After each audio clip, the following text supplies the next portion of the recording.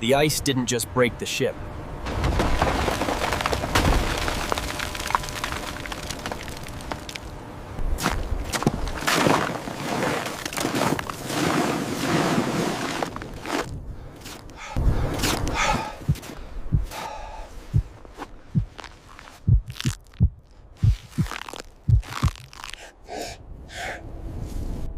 We were not the only things hunting for survival.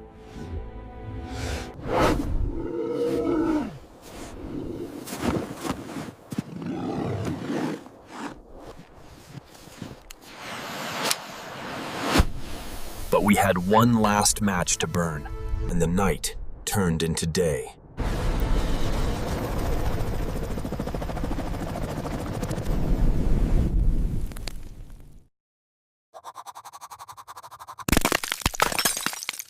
The wind howled, the ice groaned, and every breath was a frozen dagger. Picture a lone figure, a speck on a vast white canvas, battling not just the brutal cold, but the endless, unpredictable movement of the Arctic Ocean. This video will take you deep into the heart of one man's desperate struggle for survival after his ship was decimated, revealing the chilling reality of being truly, utterly alone in the frozen north. My hot cocoa cup slid off the table. That was how it started. It didn't fall over. It just slid all the way to the edge and dropped. The brown puddle spread on the floor, steaming in the cold air of the cabin. I looked at Dad to see if he would be mad about the mess, but he wasn't looking at the floor. He was looking at the ceiling. He was listening. The boat made a sound I had never heard before. It wasn't the normal creaking sound that sings me to sleep. It was a loud, sharp pop, like when a giant breaks a thick stick over his knee. Then came a screeching noise. It sounded like the wood was hurting. It sounded like the boat was screaming in pain. My voice felt tiny in the room. Dad didn't answer. He moved faster than I had ever seen him move. He didn't look like Captain Elias anymore. He looked like a stranger. He grabbed the big yellow dry bag from the hook. He didn't fold things nicely. He shoved them in. He shoved in the flare gun. He shoved in the energy bars. He shoved in the radio. His hands were shaking, and Dad's hands never shake. They are usually steady like rocks. The floor tilted. It happened fast. The rug with the cocoa stain slid toward the wall. My feet slipped. I had to grab the edge of the table to stop falling. Topside! He grabbed the back of my coat. He lifted me up like I was a puppy. We didn't use the stairs normally. We scrambled.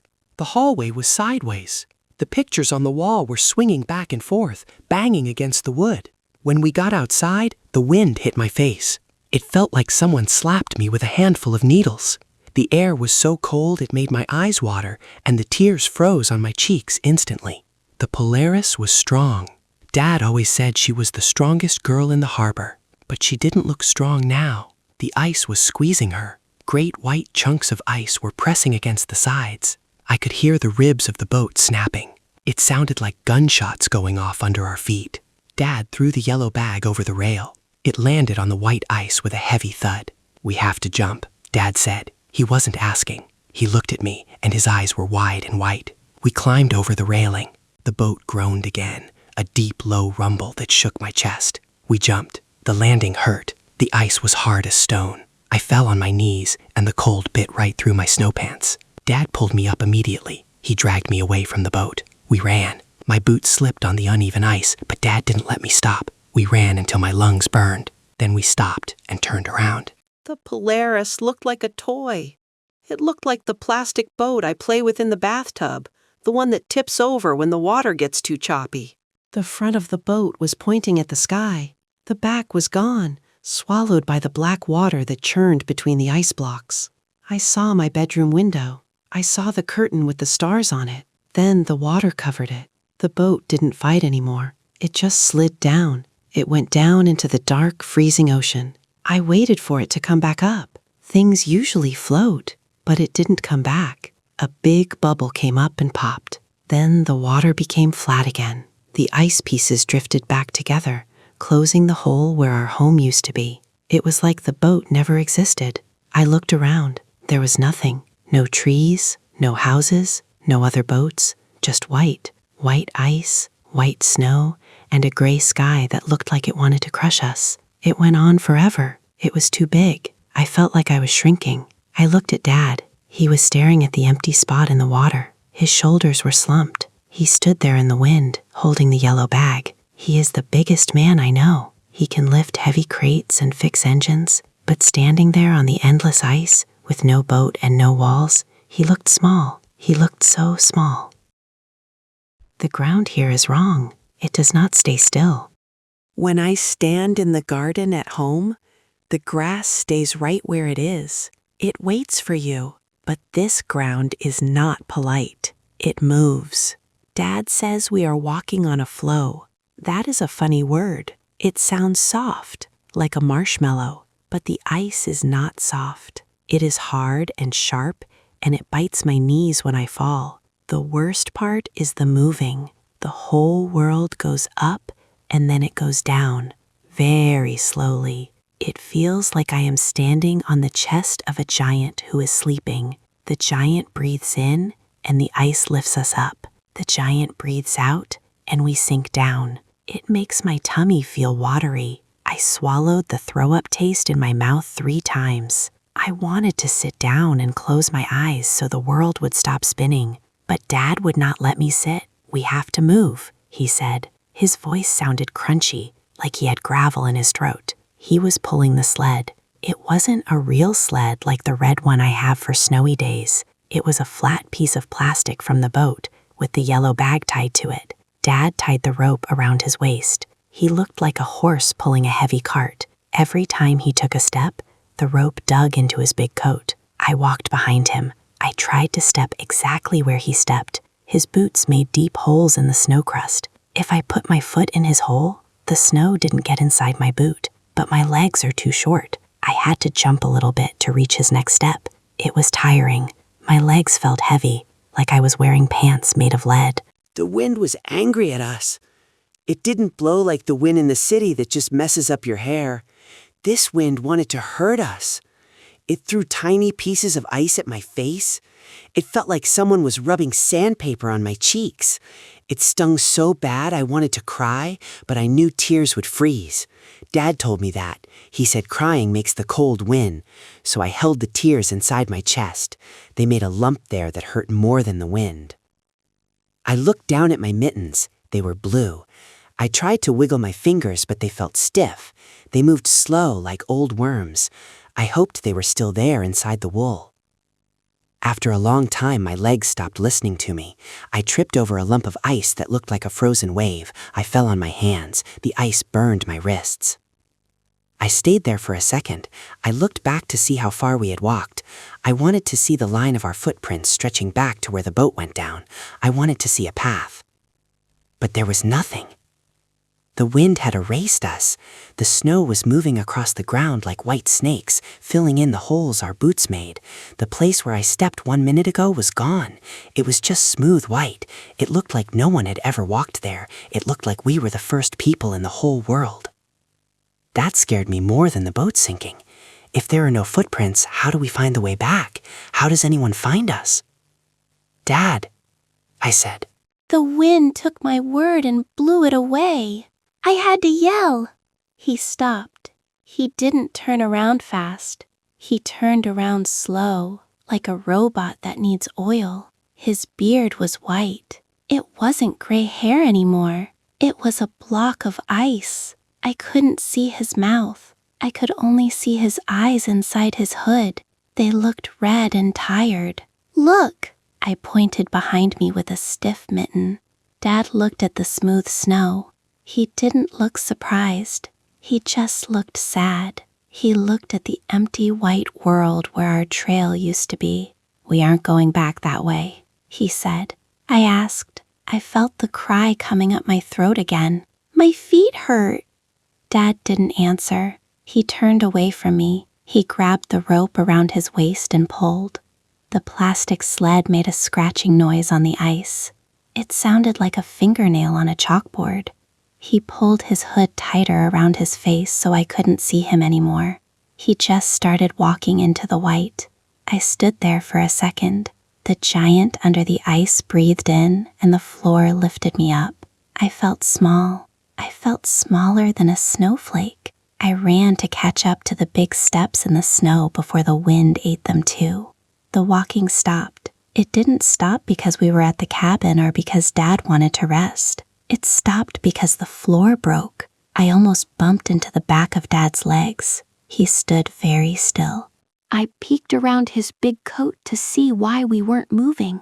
The white snow was gone in front of us. There was a big tear in the ground, like when I rip a page out of my notebook by mistake. But this tear was ugly. Between the two pieces of ice, there was water. It wasn't nice water. It wasn't blue like the ocean in my coloring book. It was black. It looked like ink that someone spilled all over the white paper. It looked thick and heavy, and it was smoking. White clouds came up from the black water. They twisted and turned in the air. It looked like the steam that comes off a hot bowl of soup, but I knew it wasn't hot. It was a trick. The steam moved like ghosts dancing on the water. It made me feel sick to look at it. It looked like the water was boiling, but the air was freezing. Nothing made sense here. We have to jump, Dad said. He didn't look at me. He was looking at the other side of the black water. The other side looked very far away. It was probably only as far as the distance from my bed to my door, but out here, it looked like a mile. I can't, I whispered. The wind stole my voice again, so I said it louder. I can't jump that. Dad turned around. His face was covered in frost. His eyebrows were white, fuzzy caterpillars. You have to, he said. He sounded angry, but his eyes were wide and moving fast. The ice is breaking up. If we stay here, we float away. I didn't care what it was called. I hated it. It looked hungry. The water slapped against the edge of the ice. It made a wet, slurping sound. It sounded like a monster licking its lips. I'll go first, Dad said. He didn't wait for me to say okay. He backed up. He took 3 big steps and jumped. He looked like a superhero for 1 second, flying over the black ink. Then he landed on the other side. His boots hit the ice hard. He slipped a little bit, but he didn't fall. The plastic sled followed him, bumping over the edge and sliding onto the snow. Now he was over there, and I was over here. I felt a scream trapped in my throat. It felt like a hot stone. I was all alone on this piece of ice. The gap between us looked wider now. The black water swirled. It looked deep. If I fell in, I would never stop falling. The dark would just swallow me. Dad untied the rope from his waist. He threw one end to me. It landed near my boots like a yellow snake. "Tie it around you," Dad yelled. "Under your arms." My mittens were so stiff.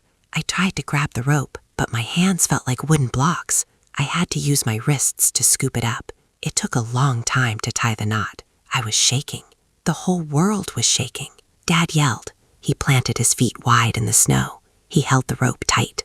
I wasn't ready. I would never be ready. But the steam from the water was getting closer to my face. It smelled salty and cold. Dad shouted. I closed my eyes. I didn't want to see the black ink. I ran as fast as my heavy boots would let me. I felt the edge of the ice under my toes, and I pushed. I flew. For a tiny second, I was a bird.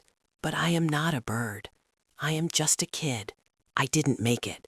I hit the other side, but only my tummy and my chest hit the snow. My legs dangled down. My right boot went into the water. It didn't feel like water. It felt like fire. It burned. It hurt so bad I screamed. It felt like a shark had bitten my foot off.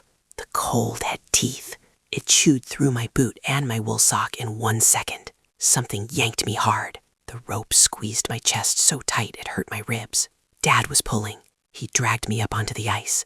I scraped my chin on the sharp snow, but I didn't care. I just wanted my leg out of the fire. Dad grabbed my coat and hauled me away from the edge. We tumbled backward into the snow. He didn't hug me. He jumped up and grabbed my leg. He ripped my boot off. Then he ripped my sock off. My foot looked white and pale, like a dead fish. Dad started rubbing it. It hurt. His gloves were rough like sandpaper. He was hurting me, but he wouldn't stop.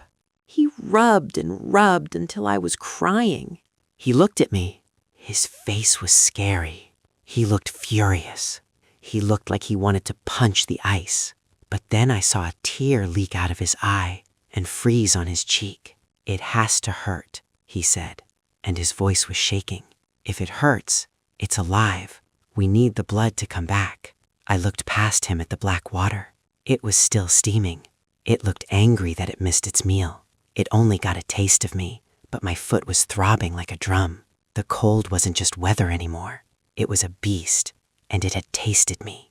My foot still felt strange inside my boot. It felt hot and cold at the same time, like when you touch a light bulb that has been on for too long. But Dad said we couldn't stop. We couldn't stay by the black water. The sun was tired. It started to dip its head below the line of the ice. The world didn't turn black like it does in my bedroom when Mom turns off the light. It turned blue. Everything was blue.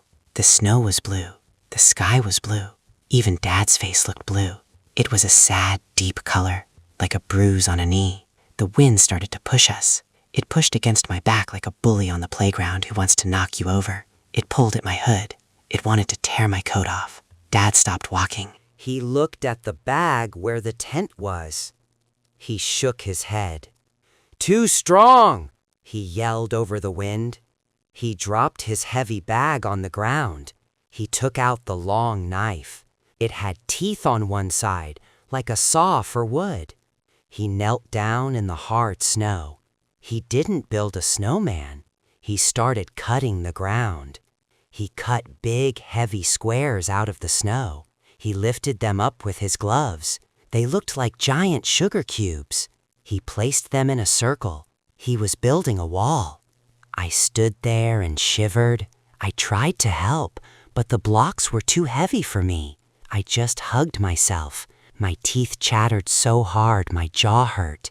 I watched Dad work. He was fast. The wall grew higher. It went up to his knees, then his waist, then his shoulders. He started making the blocks lean in. He was making a roof.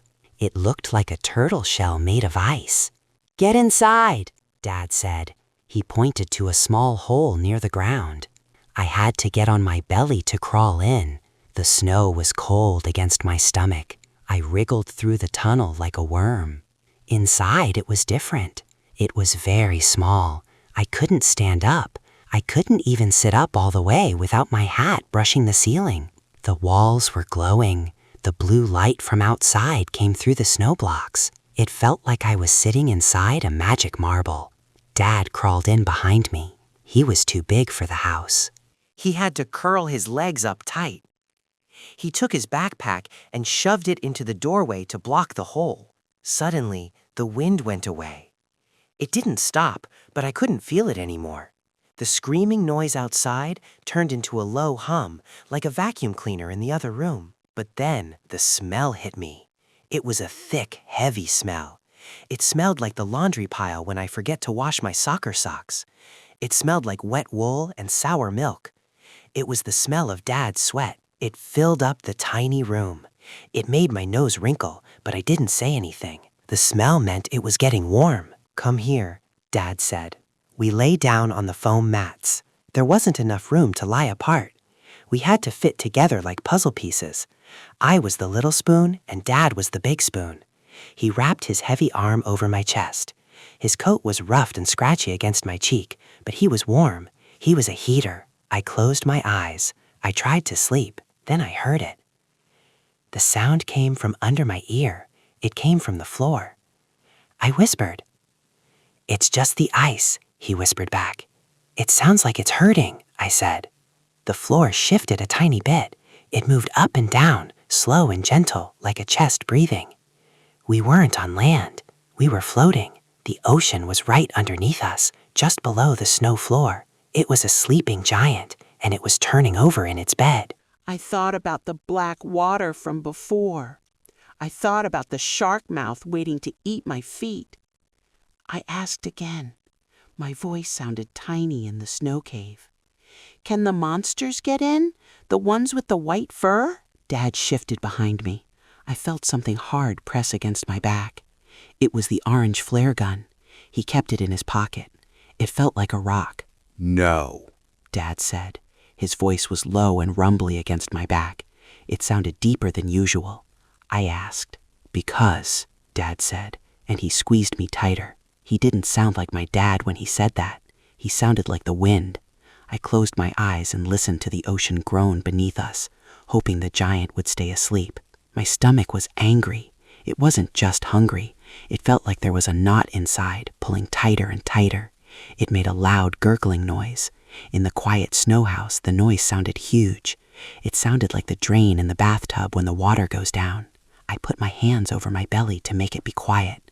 I didn't want Dad to hear. I didn't want him to worry. But he heard it. He opened his eyes. His eyelashes were white with frost.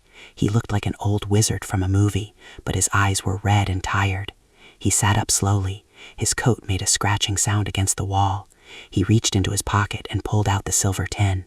I sat up too. I stared at the tin. It was dented on the side. It used to be heavy. Now Dad held it with just 2 fingers. He popped the lid off. The sound was sharp. Inside, there was a lot of empty space. There were only crumbs and dust at the bottom and 3 square crackers. They looked very pale and dry. Dad reached in with his big gloved hand. He took them out one by one. He laid them on the black foam mat between us. 1, he whispered. 2, he whispered. 3, he whispered. That was it. That was all the food in the world. He looked at the crackers for a long time. Then he picked up 2 of them.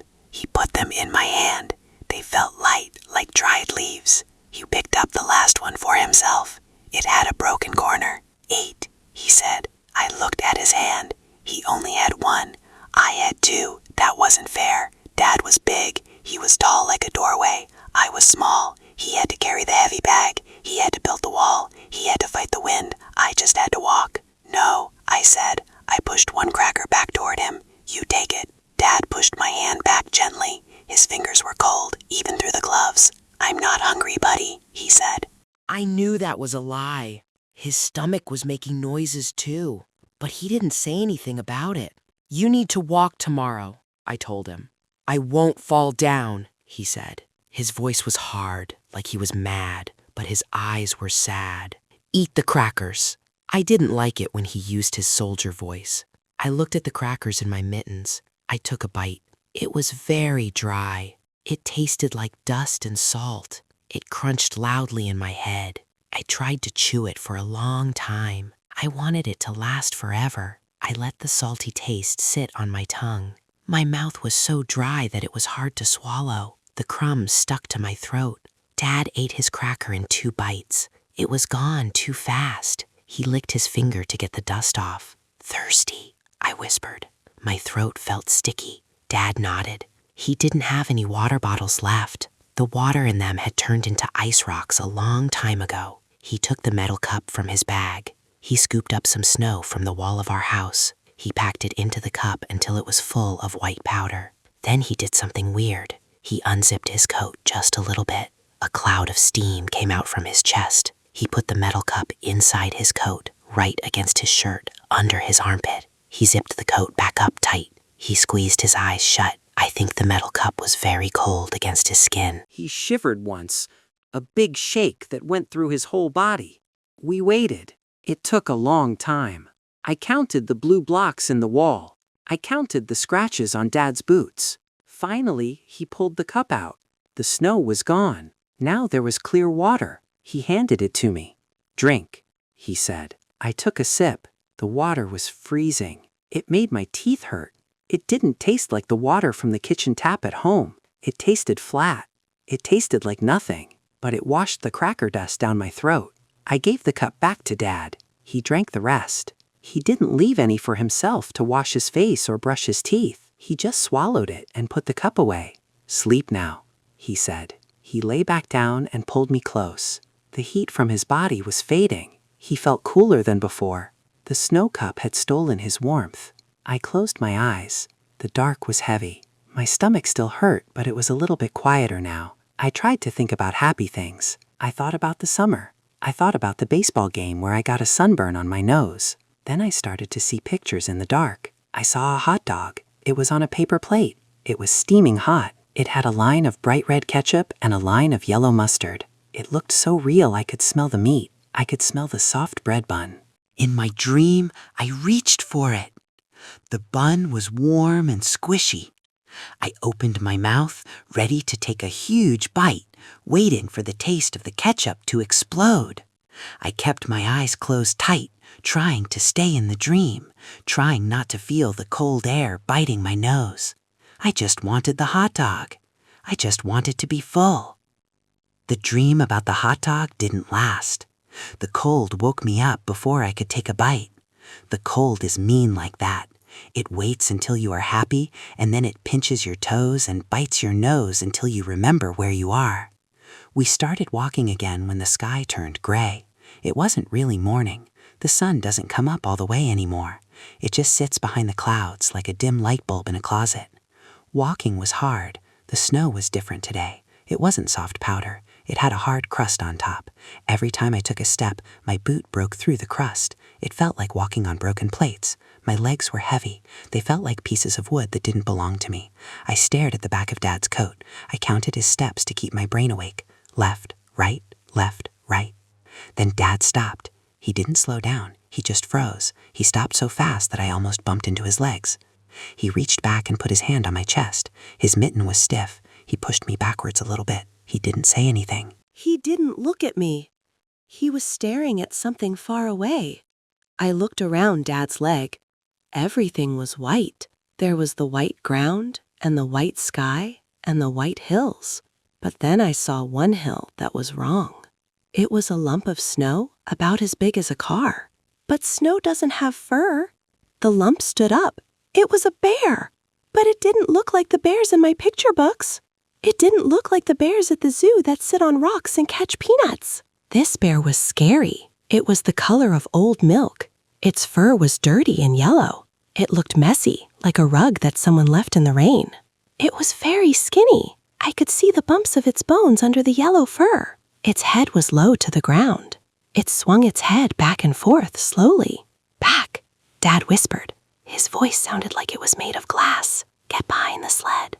I moved backward. I crouched down behind our blue sled. The plastic felt cold against my back. I peeked over the top of the supplies. The bear turned its head. It had black eyes. They were small and dark, like 2 holes burned into a sheet. It looked right at us. Dad dropped the rope for the sled. He reached into his pocket. He pulled out the orange gun. It is the flare gun. He told me it is for signaling planes, but he held it like a weapon. He pointed it at the bear.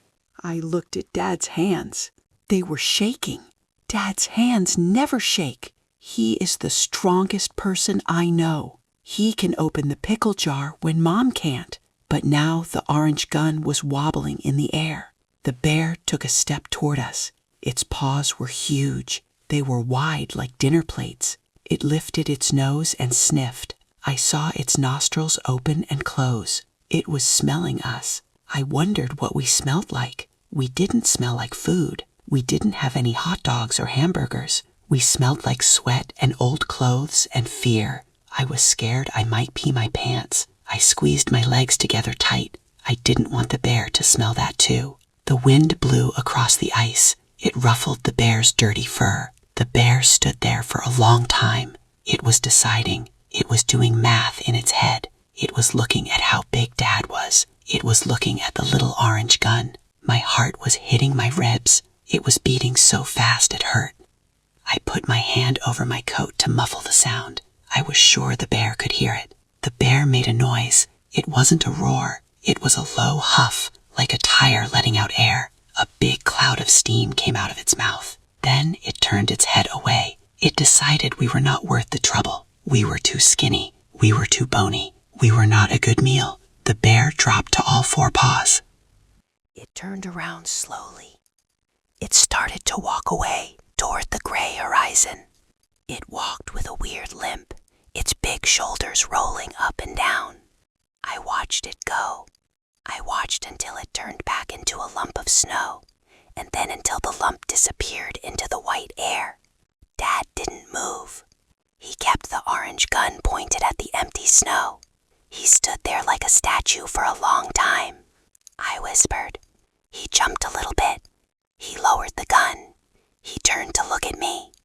His face was very pale, even paler than the snow. He looked at me to make sure I was still there. "Okay," he said. He swallowed hard. He put the gun back in his pocket. He picked up the sled rope, but he didn't start walking yet. He came over to me and hugged me. He squeezed me so hard that the zipper of his coat dug into my cheek. He was shaking. I realized then that I had forgotten to breathe. My lungs burned. I took a big gulp of the freezing air.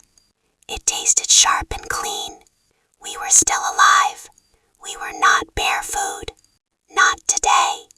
The bear was gone, but the wind came back to take its place. The wind was angry that we were still alive. It screamed in my ears. It pushed against us like a big invisible wall. We had to lean forward just to keep walking. We walked for a long time. My legs stopped hurting and just went numb. It felt like I was walking on stilts made of ice. I didn't look at the white hills anymore. I just looked at the blue sled. It was dragging behind Dad. It made a scraping noise on the hard snow. It sounded like a fork scratching a plate. It made my teeth hurt. Then the scraping noise stopped. The sled stopped. Dad pulled on the rope, but the sled didn't move. The rope had come loose. The knot was gone. The blue sled was just sitting there by itself. Dad turned around. He looked at the rope in his hand. Then he looked at the sled. He sighed. The air coming out of his mouth was thick and white. He looked very tired. His shoulders were slumped down. He tried to fix the rope. He tried to tie it back onto the sled handle, but he couldn't do it. His big mittens were too thick. The rope was frozen stiff. It was like trying to tie a knot with a frozen snake. Dad did something bad. He took off his mittens. He never takes off his mittens. He told me 100 times, "Keep your gloves on." But he took them off. He tucked them under his armpit. I looked at his hands. I felt a sick feeling in my stomach, like I swallowed a rock. Dad's hands looked wrong. They were big and pale, like raw chicken meat. But the ends were not pale. The tips of his fingers were black. They were very dark.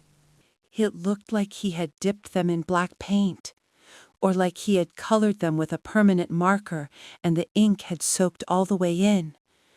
The black part went down to the first knuckle on his pointer finger. On the pinky finger, it was even worse. I watched him try to grab the rope. His fingers didn't bend right.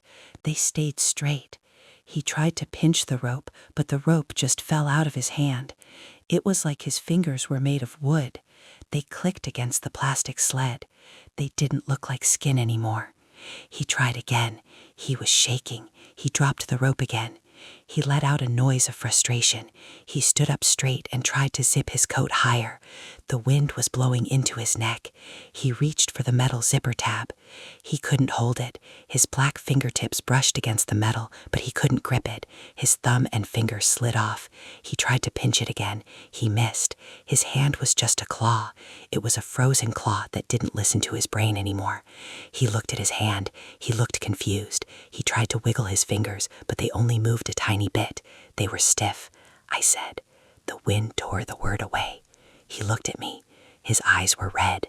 There was ice in his beard. "Help me," he whispered. I walked over to him. The snow crunched under my boots. I stood in front of him. I am small. I only come up to his chest. I had to look up. I reached out with my mittens. I grabbed the zipper on his coat. I pulled it up. It made a zipping sound that seemed very loud. I pulled it all the way to his chin. Then I touched his hand. I wanted to help him put his mitten back on. His hand felt terrible. It didn't feel like a hand. It felt like a stone you find in a river in winter. It was hard and cold and slick. It didn't have any warmth. Dads are supposed to be warm. They are supposed to be like heaters. But he was cold. I pushed the big mitten over his stiff black fingers. I had to push hard because he couldn't help me. I felt the hard fingers bumping against the inside of the glove. "Your fingers are black," I said. I didn't want to say it, but the words just fell out. Dad looked away. He looked at the white horizon where the bear had gone. He didn't look at his hands. "It's just the cold," he said. just a bruise. He was lying. I know what a bruise looks like. A bruise is purple and yellow. A bruise hurts when you touch it. Dad didn't flinch when I touched his fingers. He didn't feel it at all. That was the scary part. The black parts were not part of him anymore. They were dead things attached to his hand. He picked up the rope. He wrapped it around his wrist because he couldn't hold it with his fingers. He started walking again. I followed him. I watched the back of his coat. I watched the rope pulling tight around his wrist. I was scared. I wasn't scared of the bear anymore. I was scared of the black color.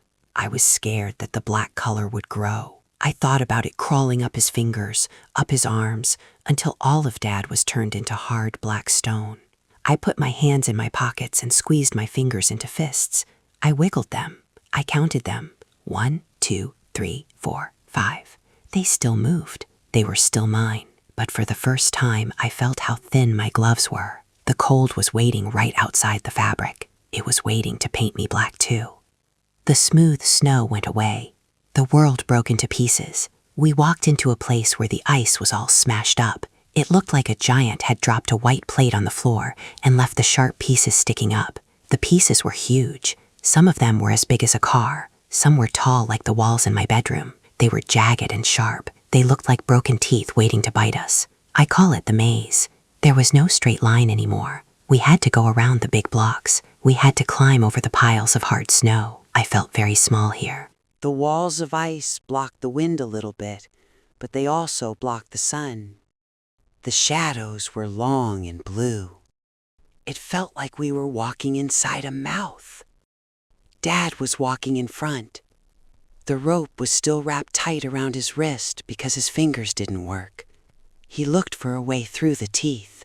He stepped up onto a slanted block of ice. His boots had metal spikes on the bottom, but the ice was too hard. The spikes didn't bite in. He slipped. It happened very fast. 1 second he was standing, and the next second his feet went up in the air. He hit the ice hard. His back hit the sharp edge of a block. His head bounced against the ground. He didn't move. The wind grabbed my voice and threw it away. The wind was screaming through the ice blocks. It sounded like a train whistle that wouldn't stop. I don't think he heard me. I stood there and waited. My heart was beating so fast it hurt my chest. It felt like a bird trying to fly out of my ribs. I counted in my head. 1, 2, 3, 4. He still didn't move. He looked like a pile of dark clothes someone had thrown away. The blue sled had slid backward and hit his leg. It just sat there. Please get up. Please get up. If he doesn't get up, I don't know the way home. I don't know how to open the cans of food. I am too small to pull the sled. If he stays down, the cold will come and turn him into a statue. It will turn me into a statue too. I took a step forward. Then I saw his shoulder move. He rolled over. He put his elbows on the ice and pushed. He looked like an old dog trying to stand up on a slippery floor. He made a face like he was screaming, but I couldn't hear the sound. He stood up. He swayed back and forth. He put his weight on his right leg, and then he almost fell again. He grabbed the block of ice to hold himself up. He was limping. His left leg didn't want to hold him. He looked back at me. His face was covered in frost. His eyes looked wild and scary. He didn't say anything. He just turned around and pulled the rope. The sled was heavier now. The ground was too bumpy. The runners on the bottom of the sled got caught on every sharp piece of ice. Dad pulled and he limped, but the sled kept getting stuck. I ran up behind the sled. I put my mitten hands on the blue plastic. It was cold even through my gloves. I shouted. I pushed as hard as I could. My boots slipped on the snow. I dug my toes in. I put my head down and shoved the blue box. It moved a little bit, then it moved a little more. We walked like that for a long time. Dad pulled and limped. I pushed and slipped. My arms started to burn. My legs felt like they were filled with sand. Every time we climbed over a block of ice, I thought it would be the last one. I thought we would see the flat snow again. But there was no flat snow. There were only more teeth, more sharp blue walls, more shadows. The maze went on forever. We were just two little dots trying to crawl over the broken bones of the world. The sharp teeth of the maze were behind us now.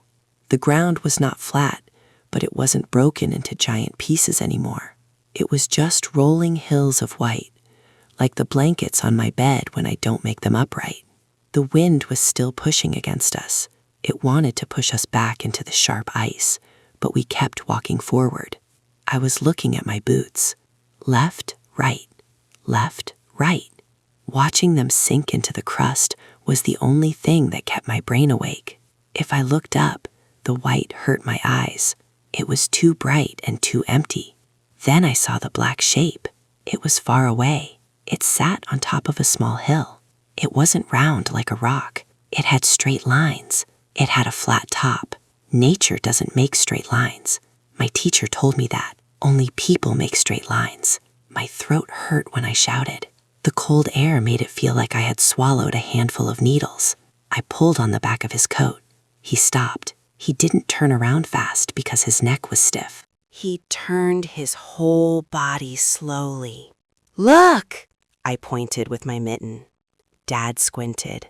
His eyes were puffy and red. He lifted his hand to block the sun. He stood there for a long time.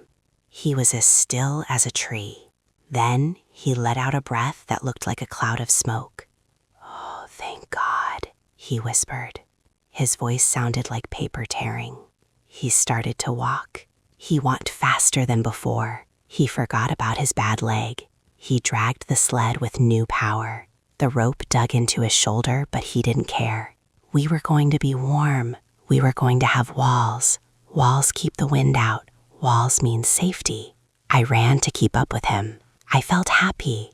The knot in my stomach loosened a little bit. I imagined a fire. I imagined a cup of hot chocolate. I imagined taking off my heavy boots. We walked for a very long time. The house didn't seem to get any closer. It just sat there on the horizon, dark and square.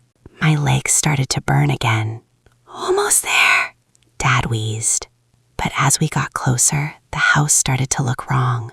The straight lines weren't straight anymore. The roof looked lumpy. The walls weren't made of wood. They were shiny. They were gray and dirty. We kept walking. The closer we got, the more the shape changed. It wasn't a cabin. It wasn't a shelter. We stopped right in front of it. It was just a big block of ice. It wasn't clean and blue like the maze. It was ugly ice. It was full of dirt and black rocks. The wind had blown the snow away from it, so it stood up tall. From far away, the dirt looked like wood. The shape looked like a box. But it was just a cold, hard lie. Dad stood there. He stared at the dirty ice. He didn't move. He didn't blink. The rope fell off his shoulder. The handle of the sled dropped into the snow. "No," he said. Then his legs just stopped working. He didn't fall because he slipped. He fell because he was empty. He dropped to his knees. The sound of his knees hitting the hard snow was soft, but I felt it in my own legs. He took his good hand and made a fist. He hit the block of dirty ice. He hit it hard. Then he hit it again. He put his forehead against the cold surface. His shoulders started to shake. They went up and down, up and down. A sound came out of him that I had never heard before. It was a high, choking noise. It sounded like the noise my little brother made when he scraped his knee, but deeper. He was crying. My dad was crying. I took a step back. The bear in the woods was scary. The cold wind was scary. The maze of sharp teeth was scary. But this was worse. This was the scariest thing in the world. Dads are big. Dads are strong. Dads fix things. They don't kneel in the snow and sob. They don't make noises like broken animals. If Dad was crying, that meant there was no plan. It meant the monsters were winning. I looked at the empty white world around us. It felt bigger than ever. It felt like the sky was going to come down and crush us. I wanted to hug him, but I was too afraid. I just stood there and watched the water come out of his eyes and freeze on his cheeks. I felt very, very small.